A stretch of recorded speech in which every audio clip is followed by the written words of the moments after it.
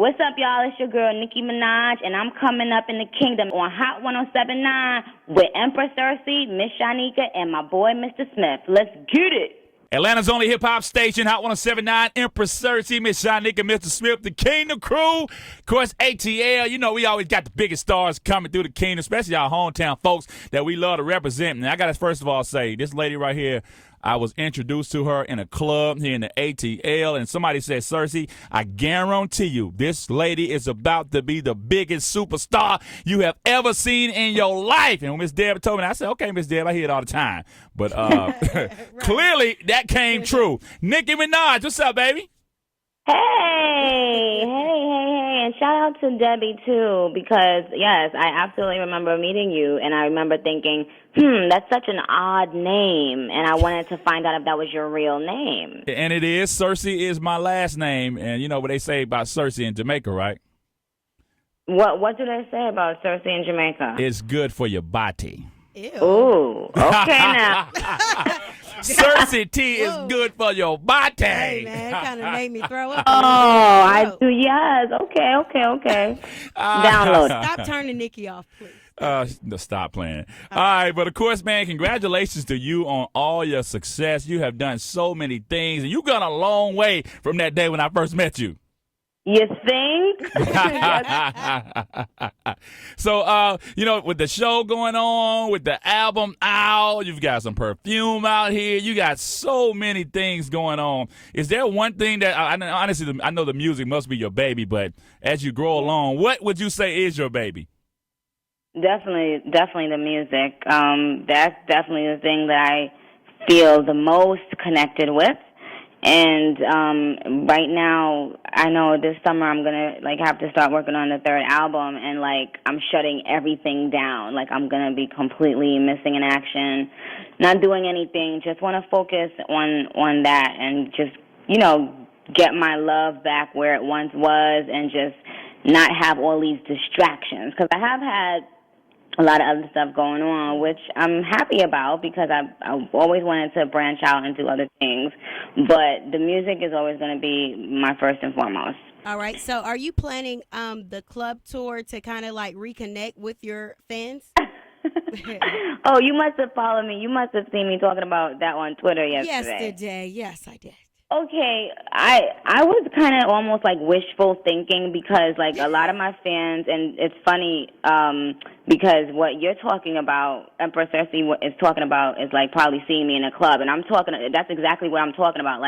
When I used to do clubs, whether it was in Atlanta or in the DMV area or anywhere, the club would just be so crazy, and it was just mixtape music material. And people who didn't know me, they would be like, yo, who is this person, and why are these girls in here going crazy like that? But it was just a different excitement, and I kind of just thought about doing it just for that, nostalgia of starting back from scratch and connecting again with those people who were with me from day one. But realistically, do I think I would be able to do that? Right. Probably not. Right. Yeah, hey, Nikki, you cannot restart from the bottom, ma'am. Yeah, I'm sorry. they'll shut the clubs You're down. all the way up there. They're going to shut the damn club down. But I think there's a way. I think I could have a smart way of doing it. Maybe it's just maybe doing some sort of a competition, and the competition winners get to come. I just know that a lot of my fans would be disappointed because they wouldn't be able to get in. So that's what I'm thinking about. I don't know how I'm going to do it. If I could do a regular tour, but just make it mixtape songs, that would also be fun. So it wouldn't have to be a small venue per se, but it could still have the same feeling. Right. Now, let's be honest. Now, could you ever imagine yourself at this place where you are right now? Because I know every artist say, I'm gonna be big, I'm gonna be huge, the whole world gonna know me. But could you have really ever imagined you would be where you are right now? I used to pray for it. I'm not gonna lie. I would pray. I left my last job, and I told my mother, I am not going back to anybody's 9 to 5. I got to give it one last try. And my mother looked at me with the most fear in her eyes. I will never forget it. Right. And she was just like, well, why don't you, just go to college? You always wanted to go to college. And I was like, Mommy, if this doesn't work this last time, I'm taking my butt to college. I promise you that. And I was going to try to, like, study law, do pre-law and all that stuff. But it ended up just working out. But I guess in my heart, I knew it. Like, I really believed in something. I believed that I had a vision, and I was just going to never stop working until I got to it. But every now and then I do sit there and think, oh, my God, is this really happening? Like last night, even like doing American Idol last night, I was sitting there with Mariah and Paula Abdul, and I remember those women being like two women that my mom loved. Right. And to be sitting side by side with them yesterday, like I had a little moment when I left. I was just like, yo, is this really happening right now? I mean, so yeah, to answer your question, yes. Okay. All right. Well, that is just like. All right. Cersei wanted to know if you still had a place here in the ATL. No, I don't. And I'm from New York. I only lived in Atlanta, I think, for 2 or 3 years. Mm-hmm. I remember I had this nice place my first place in Atlanta was not that nice. Right. That one was like about $700 a month. But when I came from New York and I went to that spot in Atlanta, I was like, yo, this is like a mansion to me. What? This is crazy. We got carpet in every room, extra bathroom. Yo, I was like, yo, Atlanta people be living good, honey. Yeah, but man. I don't have my place there anymore, but you know what? I gotta come back. I gotta come back and visit. I mean, Atlanta happened. Shout out to Gucci. Everybody knows that I had a really great relationship with Gucci when I first came out there, just in terms of like being on that mixtape circuit, like with the Atlanta rappers. Atlanta served a humongous role in my success, and I'll never ever ever forget that. So shout out to all my Atlanta barbs that are listening right now. When you moved to Atlanta, it was just a good time, like and music in Atlanta. Yes. And, it was a lot of good things going on. Also, I want to know, we see you on American Idol, and we seen your documentary series that you had on MTV. And that was good. To know you, it was really really good and Thank interesting. you. Will you be diving back into reality television? Great question. You know what? I think I have my fair share of it for now. Like, I mean, this is the thing. Like, with reality TV, I'm not going to sugarcoat anything that I do. And so I get it. Like, some people do reality or they do documentaries, and it's like they only show one side of themselves, really. Mm-hmm. And with me, when I do it, like, I just try to really show the real deal so people who want to be in a game see what it really entails. Sometimes that's not always the best thing, for people, I guess. So I'm not going to do it anymore right now. I don't know about in the future, but for now, I'm going to chill on reality TV. Okay. Now, I know you kind of mentioned Gucci, and the reason I'm, as personalities, we have real relationships with a lot of great artists, and Gucci is one of those guys. Do you believe in intervention? Like, sometimes, I know sometimes people say, it ain't my business what they got going on, but when you have a situation like, an artist is kind of like, maybe doing a little extra. What's that like? Have you reached out to Gucci, maybe talked to him, just to see what maybe his mind state might be? You know what? No, I haven't, because the last I heard from Gucci is he was kind of like, I don't know, just like lashing out at a lot of people. And I think that he felt a certain kind of way because if he wants something done right, if he has a request, he wants it done. And if you can't do it right then and there, oh, honey child, God forbid you on tour in Australia, Gucci gonna be mad. Right. So it's like I separate Gucci the artist from Gucci the person. Gotcha. Gucci the person is a sweet, loving, carefree, funny, hard-working dude.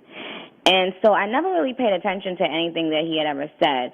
In terms of intervention, like, I think about how talented he is, and I kind of wish there was somebody that could step in and say, Gucci, if you only knew how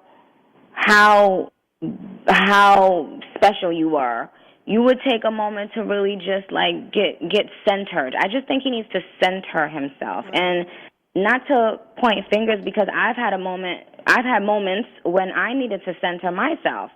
Sometimes you just need to be alone in a meditating type of place, and just kind of block out all the other noise and begin to focus on who you are and what you really want out of life. I think if he could get to that place, he'll be great, because nobody could ever deny the fact that he kind of revolutionized a lot of things in the underground mixtape world. And he also spawned a lot of careers. Right. You know, he obviously with Waka a lot. When I met Gooch, Waka was his hype man. You know what I'm saying? He helped with my career a lot. A lot of my classic mixtape freestyle moments were with him. Like, he would call my phone at like 8, 9 o'clock in the morning. I never met a hood dude that called people early. ever. Like, all the dudes that I knew that used to be hustling on the streets, they didn't get up till like noon. So Gucci would call me at 9 a.m. and be like, "What you doing, shawty? You need to get up, shawty. You lazy, shawty. Let's go to the studio." And we would really go to the studio, and Gucci would be like, We got an hour, shawty, because he paid for everything, cash. Like, so if he only wanted to pay for 1 hour of studio time, you better write your verse in 20 minutes and record it in 10 minutes. Damn. So he motivated me a lot. Like, I loved being around him. He's a hustler, and so no matter what, I will always respect Gucci. All right, and so we know that you are a very smart businesswoman. Like, you seem to make good decisions when you see, something has kind of like ran its course. Like, how to, stick and move.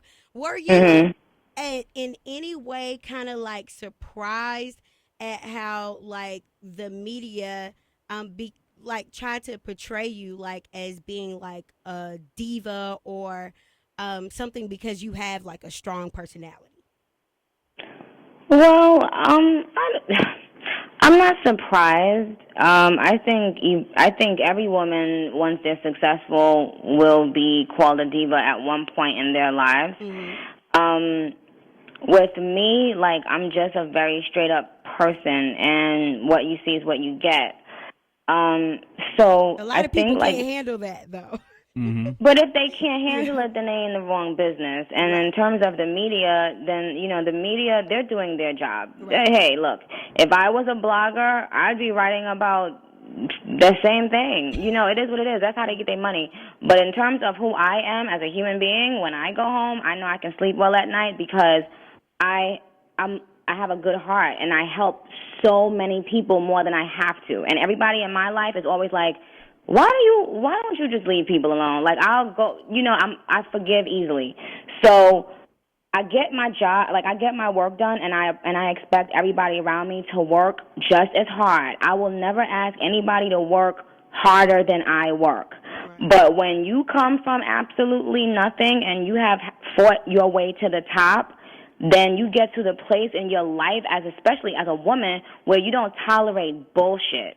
Right. And I'm sorry, if that's what they want to label it, then they have my blessing to label it as a diva. But sometimes, you're going to have your moments when you're laughing, and sometimes you're going to have your moments where you got to pull a whip out, because every day I'm on the phone with lawyers and billionaires and people who need to know that I take myself very, very seriously. Mm-hmm. And I would encourage every woman in the world listening right now to take herself very seriously. Don't go around these people acting like it's all fun and games and you laughing. And no, I laugh with my fans because they get Onika. They get the little girl in me. Everybody else, come correct, handle your business, and I'm going to handle mine. We got to talk about this new song, though. Yep. But before we get to the song, I know we're going to drop it, but I did want to ask you, there are limitations. I know there's certain things. I think I'm pretty talented. I can do a lot of stuff, but there are some things that I know that I just can't do. And I want to know, what is it that Nicki Minaj just can't do? You sing, you got, everything else going on. Like, what's one thing that you cannot do? It's tons of things I can't do. Can you cook? That's why I have so many people. Can you cook? Can you cook? Huh? Can you cook? Oh, girl, yes. Now, if it's one thing I can do, is cook. What you been Now, cooking, that's shawty? one thing I can do, and I love to cook. Okay, granted, I don't have like 50 million dishes and all of that, Okay. but the 10 dishes that I can make be tasting straight out of a restaurant. Whoa. I mean, I guess that's what girls should be able to do, right? Yeah. Right. Even if you're a business lady, you got to be able to come home, put your apron on, and cook something up in that pot. What's your specialty? What on? Your number one meal that everybody like, Nikki, please, can you just cook? Oh, okay. If I really have to just go down a line, then like, okay, my spaghetti, my sautéed kingfish, my boneless stewed chicken, my macaroni and cheese, Damn. my brownies, my the list goes on and on, child. Now that macaroni, you know, it's hard to get a good batch of macaroni. Oh no, I swear for God, hunty, every batch of my macaroni cheese be tasting finger licking good. Every. I love it. I love it.